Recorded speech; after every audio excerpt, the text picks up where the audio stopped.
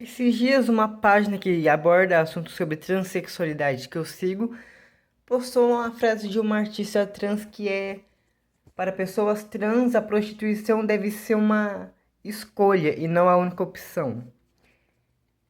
E bem, infelizmente, isso mostrou muito a falta de sororidade que existe, não só no meio LGBT, que eu já sabia que existia, e não só no meio trans, que eu também já sabia que existia, mas entre pessoas trans do mesmo gênero. E hoje eu vou falar especificamente sobre essa sororidade feminina trans. Afinal de contas, sororidade é algo que deveria existir entre as mulheres e entre as mulheres trans, então nem se fala. Mas pelo visto, infelizmente não tem. Eu vi o comentário de duas garotas que estavam falando que isso é uma escolha, que elas trabalharam muito, que elas lutaram muito e sei lá mais o que. E bem,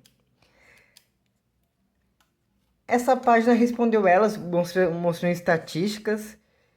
Que bem, as estatísticas mostram que 90% da população trans está se sujeitando à prostituição. 90%, tipo, não dá, gente, não dá. É óbvio que isso não é uma escolha e a gente está muito marginalizado.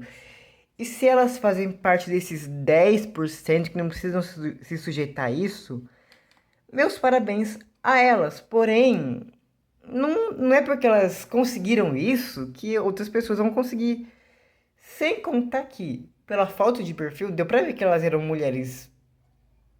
Era uma mulher trans e uma travesti. Eram mulheres trans, uma mulher trans e uma travesti que eram mulheres que eram brancas, eram passáveis, pelo menos na falta de perfil, não sei pessoalmente, ou a voz, não sei, mas eram brancas e elas ainda falavam que moravam em cidades grandes ainda por cima, não sei quais cidades, parece que era São Paulo, centro de São Paulo. E bem, eu tenho até certo ponto um certo privilégio que eu compartilho com elas, porque eu não sou uma pessoa, eu não me enquadro no aspecto da binariedade, eu sou no aspecto da não binariedade. A minha expressão de gênero é andrógena, não feminina. Mas eu também sou uma pessoa branca e eu também não tenho que me sujeitar à prostituição. Eu também compartilho esse privilégio. Porém, eu tenho noção e meus privilégios são um pouco mais limitados, porque diferente delas, eu não moro numa cidade grande, ou seja, pessoas trans daqui não tem, por exemplo, a Transempregos. Uma vez eu fui pesquisar quais são as empresas que têm parceria com a Transempregos nas áreas aqui próximas de mim. E foi só uma empresa numa cidade vizinha. E sinceramente tá mais pra uma empresa que faz um pink money, porque curiosamente era o Carrefour. Provavelmente para dar uma aliviada na barra, né? Contratando pessoas trans pra fingir que não tem um histórico horroroso, né? Mas então, né? 90% das pessoas trans na prostituição e eram mulheres brancas que vivem em cidades grandes, então tem mais oportunidade de, sei lá, de ter a trans empregos perto de você. E vai saber qual que era a realidade monetária dessas pessoas, vai saber de qual classe social elas faziam parte. Então, a realidade delas não se aplica a mulheres pretas, indígenas, mulheres que são menos passáveis, mulheres periféricas, mulheres do interior. E elas falaram sim que eram mais velhas do que eu e que vieram de uma época muito mais difícil, mas assim, hoje em dia, de fato, é mais fácil. Eu reconheço o meu privilégio de viver numa época que é mais fácil. Porém, a realidade delas também varia, porque afinal de contas, antigamente não era mais fácil, mas hoje em dia é mais fácil.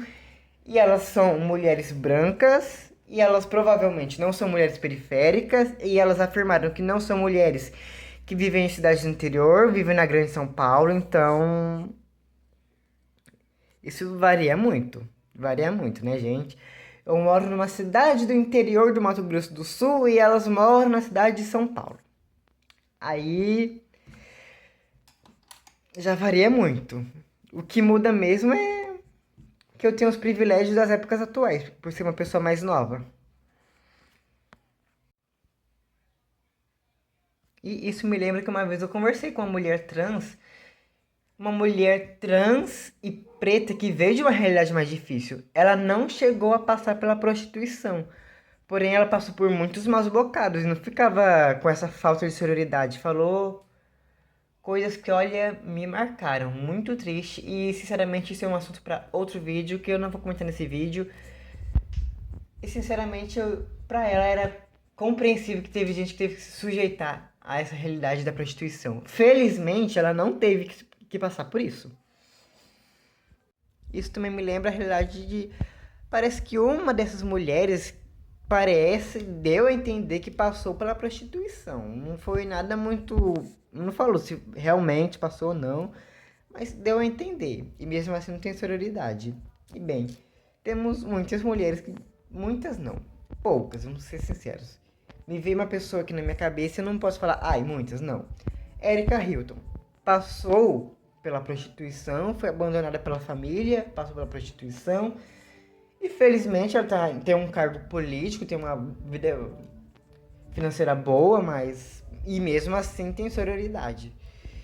E ela é um ponto fora da curva. Ela sabe que é um ponto fora da curva. Então não vai falar, ai, todas conseguem. Não, ela sabe que ela teve muita sorte disso. As pessoas têm que ter noção disso. E elas falaram que tem, entre aspas, amigas que escolhem viver nesse tipo de vida, que não querem progredir e falam, eu mandei um negócio lá de vaga de emprego para uma empresa que estava precisando de pessoas trans, mas elas não quiseram aceitar. Eu até perguntei para elas. Na verdade, elas falaram, elas não foram para entrevista. Eu até perguntei para elas, você perguntou para elas por que elas não foram para entrevista? Você perguntou para elas? Nenhuma respondeu. Nenhuma. Vai saber qual que é a realidade da pessoa, né? Vai saber se essa vaga era realmente de qualidade, né? Eu até dei o exemplo, né, do Carrefour. Será que alguém tem coragem de trabalhar no Carrefour, sabendo de tudo isso, e ainda sendo uma minoria social, tão marginalizada, no país que mais mata pessoas trans, um país que... Um mercado que tem um... Vocês sabem, né? Vocês sabem. É bom a gente analisar essas coisas. Por que não foi? Será que não teve condições de ir? Será que a pessoa estava passando fome? Será que não teve condições de ir? Não tinha condições de nada? Será que a pessoa não foi aceita? Será que a pessoa sabia que não ia ser aceita? Ou sabia que o lugar era um lugar perigoso, tipo Carrefour, por exemplo? Porque tem uns lugares que são perigosos, né? Convenhamos.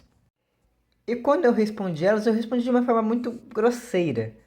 E elas falaram, não tem sororidade, eu estou sendo atacada, a gente é atacado até pelo nosso próprio meio. Não. Você não está sendo atacada, você está sendo respondida. Você não pode pedir por sororidade quando você tacou a sororidade no lixo. Você foi a primeira a atacar a sororidade no lixo. Você não teve sororidade por quem vive essa vida de prostituição. Então você não pode querer pedir por sororidade. Sinto muito. Quem fala o que quer, ouve o que não quer. Você deu a cara a tapa. Aquele negócio, quem bate vai dar... A minha psicóloga fala uma frase assim: a pessoa que bate tem que saber que ela vai receber de volta um tapa, no mínimo. No mínimo um tapa, bem merecido. E mais uma coisa, para as pessoas que falam que as pessoas escolhem se prostituir. Então, já que as pessoas escolhem, deve ser um negócio muito bom para as pessoas escolherem isso ao invés de um trabalho de verdade. E já que é um negócio tão bom, por que você não faz como uma renda extra? Tá bom? Se você acha que prostituição é tão bom assim, faz você como uma renda extra, já que é tão bom, tão gostoso, faz você se sujeitar à violência, a doenças, à humilhação, a viver ainda mais à margem da sociedade. E é isso.